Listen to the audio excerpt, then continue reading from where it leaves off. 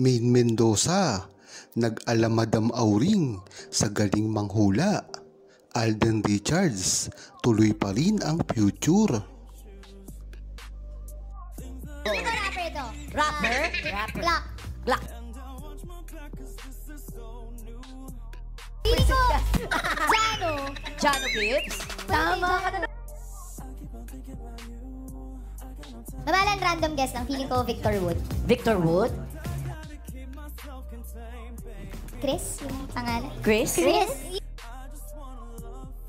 Iba pa Mercury. Mercury. Nagpakita na naman ang talento si Main Mendoza sa kanyang mga pinaggagawa. Alam naman kasi natin kung gaano si Main Mendoza kagaling sa mga talent na ipinapakita niya, hindi lang sa pagpapatawa, ngunit sa mga napakatalinong ginagawa niya. Nito nga lang mga nakarang araw sa segment ng The Clones ay tilang nakapagtataka na nahuhulaan ni Mengay ang ilan sa mga gagayahin na contestant. At hindi lang yun, ito ay sunod-sunod at talagang nakapagtataka.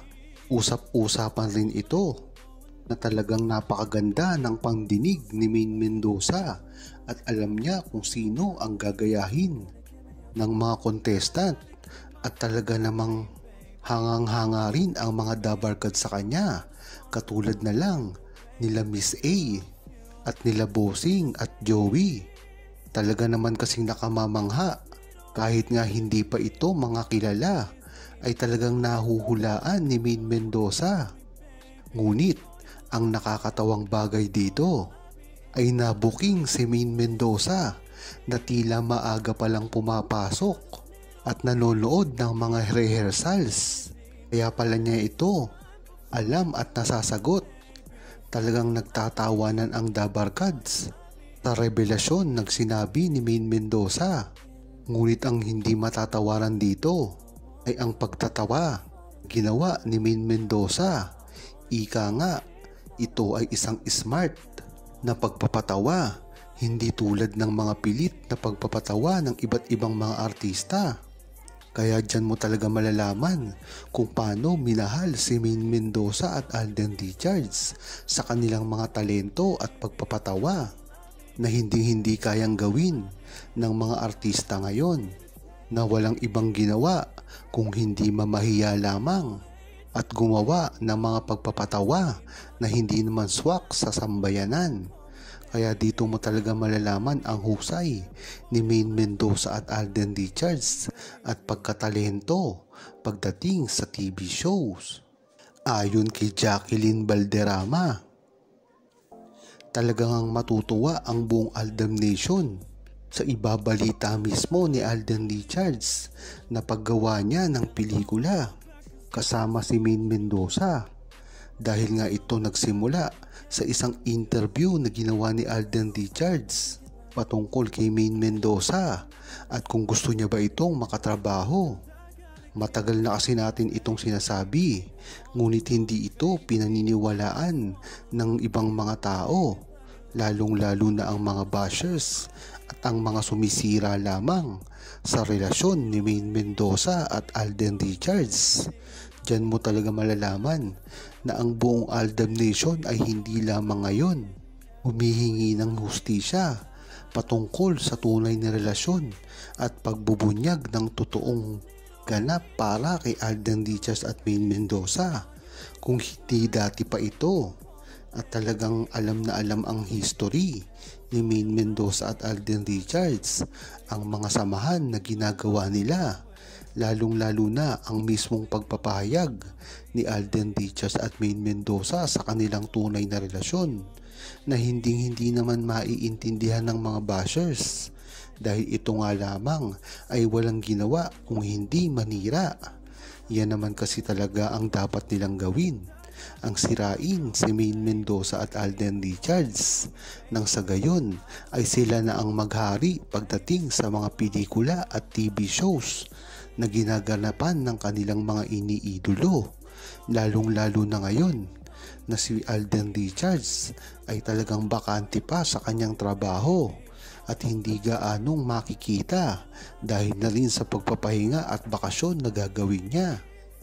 At syempre, hindi rin mawawala dito si Maine Mendoza sa kadilahanan naman na talagang busy na rin siya sa kanyang trabaho, sa kanyang TV show na Eat Bulaga. Hindi mo rin kasi masasabi kung kailan magbabakasyon si Alden Richards at Maine Mendoza dahil na rin sa kanilang mga trabaho. Alam naman kasi natin na si Alden Richards ay talagang subsob sa kanyang trabaho at hindi talaga nagpapahinga. Ayon naman kay Toryo, nabuko nga si Maine Mendoza at Alden Richards sa kadahilanan na rin na ginawang pag-amin ni Alden Richards sa kanyang interview.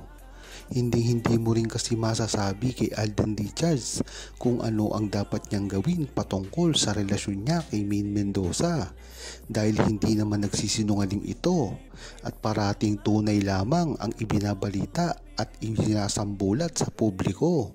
Kung si Maine Mendoza nga ay nahihirapan kumuha ng impormasyon ang buong Aldab Nation sa kanya dahil na rin sa pananatili niya na hindi nagsasalita sa patunay na relasyon nila ni Alden Richards. Bagamat pag nagsalita si Maine Mendoza ay tahasan at talagang ibinubunyag ang lahat-lahat, hindi mo naman siya mapagsasalita kung aaraw-arawin nito ng mga nag-i-interview sa kanya. Hindi tulad ni Alden Richards na kahit anong itanong sa kanya sa kahit anong araw ay nasasagot niya dahil na rin ito sa karanasan niya sa napakaraming movie at TV shows niya nang naganapan. Ngunit iba dito si Maine Mendoza na alam naman natin na sa simula pa lamang ay hindi na ito showbiz. Kaya alam mo na hindi kaya ni Maine Mendoza sumagot ng araw-araw at palagian sa mga nag-i-interview sa kanya. Ngunit ang maganda dito, pag in-interview si Maine Mendoza ay talagang blockbuster na talagang ika nga ay no holds bar kung magsasalita si Maine Mendoza. Hindi naman kasi ganun kahirap kung ang talagang pagbabasihan ay ang mga malalang tanong lang. Ngunit pagdating sa mga heavy na tanong sa kanya ay talagang napakahirap din gawin nito. Samantalang si Alden Richards ay sanay na dito at talagang easy niya nang matatanong at masasagot ang mga binibitawan sa kanya ng mga interviewer. Malayong malayo ito kay Maine Mendoza na alam naman natin na hindi showbiz kung sumagot at talagang nahihirapan pagka matitinding tanong na ang sinasabi sa kanya. Yan naman talaga ang dapat ginagawa ni Alden Richards ay ipagtanggol si Maine Mendoza sa lahat ng mga bashers nang sa gayon ay hindi ito maapektuhan lalong-lalo na ngayon na napakahirap na ng mga ginagawa nila at talagang pilit silang sinisira. Talagang hindi mo masasabi kung kailan aalma si Maine Mendoza at Alden Richards sa publiko dahil ito nga ay napakabait sa publiko lalong-lalo na kahit sa mga kaaway niya pa. Kung matatandaan nyo ay ginawa na rin ito ni Alden Richards at tila lagi niya namang pinapatawad ang mga gumagawa sa kanya ng masasama. Kaya magandang gawin ito ni Maine Mendoza at Alden Richards nang sa gayon ay maliwanagan ang publiko sa kanilang tunay na relasyon.